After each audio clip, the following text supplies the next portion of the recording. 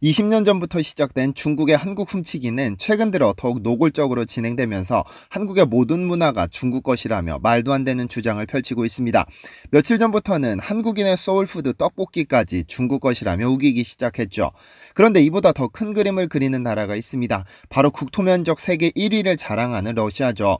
러시아의 사회학자들 사이에서는 푸틴 대통령이 천연자원의 보고 시베리아를 한국에 내주고라도 기필코 한국과 통일해야 한다는 주장이 펼쳐지고 있는데요.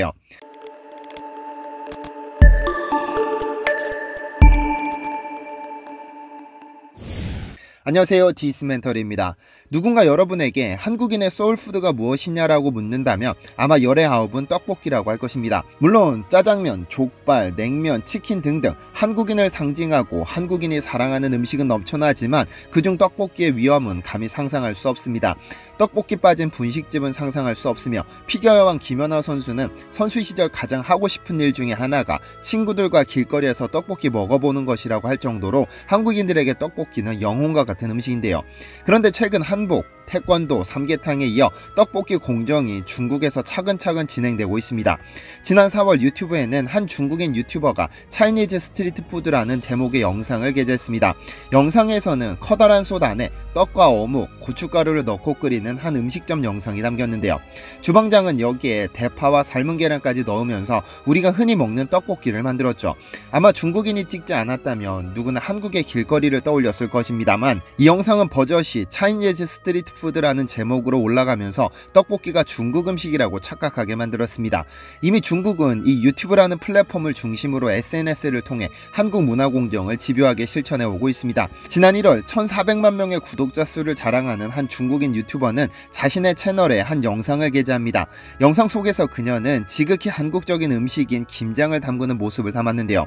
이 영상은 공개되자마자 폭발적인 조회수를 기록하더니 단시간에 284만 회를 기록했죠. 사실 전 세계가 거의 하나의 세계인 것처럼 모든 것이 개방된 상황에서 외국 음식을 만들어보는 것은 전혀 이상할 일이 아닙니다. 실제로 유튜브에는 한국인들이 스파게티를 만들고 미국인이 떡볶이를 만들기도 하며 이러한 것들은 구독자들에게 재미있는 감상거리가 되죠. 그런데 문제는 1,400만 명의 구독자를 보유한 이 유튜버가 김장을 담그는 영상을 게재하면서 해시태그로 중국 전통요리법 그리고 중국 음식이라고 쓰면서 엄청난 비난을 받았습니다. 특히 한국인 네티즌들은 이 영상에 오죽 못났으면 다른 나라 문화를 훔치냐며 한심하다고 말했는데요. 사실 이 김치라는 음식이 한국 음식이라는 점은 전 세계 거의 모든 이들이 알고 있는 사실입니다만 문제는 13억이라는 저글링급 인구수를 자랑하는 중국 네티즌들은 논란을 만들자면 얼마든지 만들 수 있습니다. 여기에 중국의 유엔 대사는 트위터에 김치를 담그는 모습을 공개해 또 다른 논란을 불러일으키기도 했죠. 어떻게 해서든 원조 논란을 일으켜 세계적인 관심거리로 만들려는 중국의 야비함에 치가 떨린다는 반응이 줄을 이뤘습니다. 그런데 중국보다 더 큰 꿈을 꾸는 나라가 있습니다. 중국이야 좋아 보이는 것들만 핀셋으로 뽑듯이 하나씩 뽑아서 훔쳐가려는 모습이지만 러시아는 좀 더 큰 그림을 그리고 있습니다. 아예 한국인들을 러시아로 데려와 통일시키자는 주장이 러시아 사회학자들 사이에서 불고 있다고 하는데요. 지난 2005년 러시아에서는 코리아 선언이라는 제목의 글이 화제가 됐습니다. 러시아 유력 정치 논평지 폴리트클라스에 게재된 이 논평을 쓴 주인공은 러시아 주요 사회문제 연구소 소장인 블라디미르 수린이라는 사회학자였죠. 그가 게재한 논평은 상당히 충격적입니다. 한국에게 시베리아를 내주고라도 한국인들을 러시아로 데려와 러시아의 미래를 맡겨야 한다는 것을 골자로 하는 이 논평에 대해 러시아 내에서는 엄청난 반향을 불러왔고 러시아 정부는 직접 연구소에 서한을 보내 한반도 정책에 있어 이를 유념하겠다고 회신하기도 했죠. 사실 러시아는 덩치에 비해 큰 힘을 쓰지 못하는 호랑이입니다. 세계에서 가장 넓은 영토를 가진 국가이지만 가진 영토에 비해 인구수가 상당히 적습니다. 국토 면적이 무려 1710만 제곱킬로미터로 한국의 170배 수준이고 캐나다나 미국, 중국이 감히 명함도 내밀 수 없습니다. 그런데 문제는 이렇게 방대한 영토에 인구수가 고작 1억 5천만 명이 되지 않습니다. 일본보다 약간 많은 정도죠. 냉전 시기 러시아는 세계에서 두 번째로 핵무기를 보유하면서 미국과 함께 전 세계를 쥐락펴락하는 세력으로 군림했습니다만 소련이 붕괴한 후 가속화된 경제난으로 인해 현재 러시아는 예전과 같은 위세를 찾아보기 힘듭니다. 비록 러시아는 감히 상상도 할 수 없는 자원이 매장되었을 것으로 보이는 시베리아를 품고는 있지만 문제는 이 시베리아를 개발할 인력과 자본이 턱없이 부족하다는 점입니다. 이런 문제가 제기되던 와중에 코리아 선언이 등장한 겁니다. 이 선언의 핵심은 간단명료합니다. 지금의 러시아는 소련이 해체된 후 도입된 서구 자유방임주의의 폐해로 인해 점진적으로 소멸되어가는 위기에 처해 있으며 중국 세력의 팽창으로 영토 보존이 위협받고 있다면서 러시아는 오로지 한국과의 협력을 통해 한민족의 대규모 이민을 받아들여 실질적인 한러 연합국가를 수립하는 것만이 위기를 타개하는 전략이라는 것입니다. 요약하자면 수린 소장은 러시아의 위기를 타개하기 위해 즉 시베리아 개발을 위한 대상으로 중국도 일본도 미국도 아닌 한국을 선택했습니다. 그의 주장을 좀 더 깊이 살펴볼까요? 한국은 자원 부족에 시달리는 전형적인 수출을 지향하는 경제체제를 가지고 있었던 덕분에 높은 효율성과 세계 최고 기술력을 보유하고 있습니다. 무에서 유를 창조해내는 능력이야말로 인류의 번영을 이끄는 핵심으로 볼 수 있는데 한국이 부족한 자원을 기술력으로 보완해온 경험과 능력이라면 시베리아를 통째로 맡겨도 충분히 모든 잠재력을 발휘할 수 있죠. 2021년 기준 한국은 세계에서 10손가락 안에 드는 경제 규모를 가지고 있지만 자원은 저주받았을 만큼 없습니다. 반면 러시아가 품은 시베리아에는 향후 전 세계가 2500년간 사용할 수 있는 석탄을 비롯해 석유 및 천연가스 등 세계 자원의 20%가 묻혀있죠. 수린이 한국을 선택한 이유는 한국과 러시아가 국경을 맞대고 있기 때문입니다.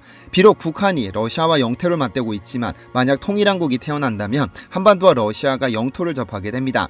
만약 러시아와 한국이 공생관계를 맺는다면 러시아는 부족한 인구 문제를, 한국은 자원 문제가 자연스럽게 해결되죠.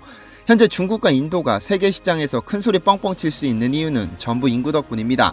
10억을 훌쩍 뛰어넘는 인구수는 그만큼 큰 내수 시장이 존재한다는 것을 의미하며 이러한 시장은 기업들에게 포기할 수 없는 훌륭한 시장입니다. 그러나 러시아를 비롯해 많은 국가들은 인구 감소의 문제를 대면하고 있습니다. 유럽 대륙은 이미 다른 대륙에서 이민 온 외국인들로 채워지고 있지만 러시아는 영토가 넓고 러시아로 이주하는 사람도 없습니다. 드넓을 땅을 채울 인구가 없는 것이죠. 감히 죽어가고 있다고 표현할 수 있습니다. 물론 중앙아시아의 국가에서 러시아로 인구가 유입되기는 하지만 이들은 대부분 모스크바나 상트페테르부르크 등의 대도시로 이주하기 때문에 시베리아는 여전히 방치되고 있습니다. 실제로 러시아 인구의 절반 이상은 모스크바 등의 대도시와 서쪽으로 집중되어 있고 그곳에서 태어난 사람들을 동쪽으로 강제 이주시킬 수도 없는 처지입니다. 그렇다면 적극적인 이민 정책을 고려해 볼 수도 있습니다만 이 또한 쉽지 않습니다. 중국인들 때문이죠. 러시아는 중국과도 국경을 접한 탓에 만약 러시아 이민을 개방하면 셀 수 없이 많은 중국인들이 러시아 동부로 몰려올 것은 자명한 일입니다. 그러나 중국인들은 어느 나라에 가서나 그들만의 조직과 문화를 유지하고 타민족을 배척하기 때문에 자체 러시아 동부를 중국인들에게 넘겨주는 것과 같습니다. 만약 한국인에게 시베리아를 맡긴다고 하더라도 한국인은 중국인만큼의 문제를 일으키지는 않을 것으로 수린 소장은 보고 있습니다. 인구 규모만 하더라도 한국과 북한이 통일되어도 고작 8천만 명이기 때문에 공생국가 건립에 적절한 규모입니다. 그렇기 때문에 한국은 중국처럼 인해 전술로 러시아 민족을 흡수해버릴 가능성도 많지 않고 한국인들은 자신의 공동체에서 외국인을 흡수하지도 않고 외국인 공동체에 흡수되려고 하지도 않는 성격이며 종교적으로 편향되지도 않아 민족 문제를 일으킬 가능성도 없다고 평가했는데요. 수린 소장은 무엇보다 한국인은 부지런하고 교육열이 높은 고급 인력이기 때문에 러시아로 이민 오는 중앙아시아 출신의 이민자들에 비해 두뇌와 교육 수준이 월등하게 높다고 평가했습니다. 따라서 한국인들이라면 러시아가 보유한 최첨단 우주기술 등을 받아들일 수 있다는 것이죠. 여기에서 그가 주장한 공생국가가 설립되면 비단 러시아에게만 좋은 것은 아니라고 했습니다. 한국인에게도 상당히 매력적이라는 것이죠. 전세계 자원 매장량의 20%를 가진 러시아의 천연가스 및 석유를 개발하면 한국은 이권을 가질 수 있고 산유국의 지위에 올라서게 됩니다. 이를 통해 미래 자원경제 및 자원외교의 발판이 될 수 있다고 말했죠. 현재 전세계에서 석유가 가장 많이 매장된 곳은 중동이라고 알려져 있지만 이는 아무도 알 수 없습니다. 왜냐하면 동토지역인 시베리아는 단 한 번도 세밀하게 연구해보지 않았기 때문에 그 땅속에 얼마나 많은 석유가 매장되었는지는 아무도 알지 못하죠. 또한 한국이 러시아와 공생관계를 맺는다면 한국은 반도국가에서 대륙국가로 태어날 수 있다고 주장했습니다. 한반도가 반도라는 좁은 울타리를 벗어날 수 있는 유일한 기회는 러시아에게 있고 만약 시베리아가 가진 마지막 보물창고를 한국인이 개발한다면 한국 역시 세계를 주도하는 강력한 국가로 태어날 것이라는 점도 덧붙였는데요. 그는 특히 중국을 견제하는 모습을 보였습니다. 한국은 앞으로 중국이 세계 주도권을 갖는 팍스 차이나 시대에 대비할 필요가 있다면서 미국에서 출산율 저하와 인구 감소로 팍스 아메리카나의 시대는 무너지고 있으며 중국을 시작으로 남미, 이슬람 국가, 인도 등이 세계 리더로서의 지위를 주장하는 형국이 될 것이라고 예측했습니다. 중국은 엄청난 인구와 경제력으로 동북아는 물론 세계를 주도하게 될 것이라면서 중국과 인접한 러시아나 한국은 이에 대비할 필요가 있다 있다고 지적했죠. 수린 소장이 주장한 한러 공생국 주장은 실현 가능성이 거의 없을지도 모릅니다.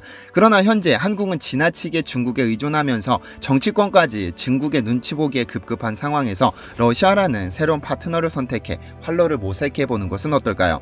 시청해주셔서 감사합니다.